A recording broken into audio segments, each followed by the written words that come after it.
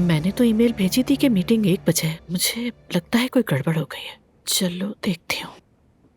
नहीं ठीक है, मैंने तो ठीक ही लिखा है। फिर क्या मसला है?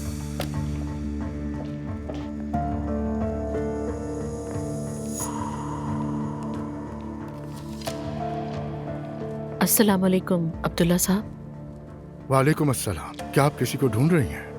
मैंने आपको एक ईमेल की थी कि मीटिंग दोपहर 1 बजे है, मगर कोई जवाब नहीं आया, इसलिए घबरा के बाहर आई थी मैं। आज जुमा है। तो जुमे को क्या मीटिंग्स नहीं करते आप लोग?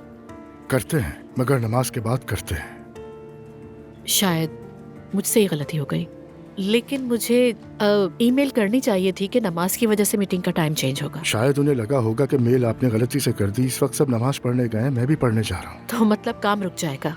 बिल्कुल नहीं, हम नमाज का वक्फा लेते हैं, उसके बाद अपना काम कंटिन्यू करते हैं। इस दौरान जो नमाज नहीं पढ़ते उन्हें भी रेस्ट करने का मौका मिल जाता है। ठीक है, समझ गई। फिर मैं इंतजार कर लेती हूँ। चल, अल्लाह हाफिज। खुदा हाफिज।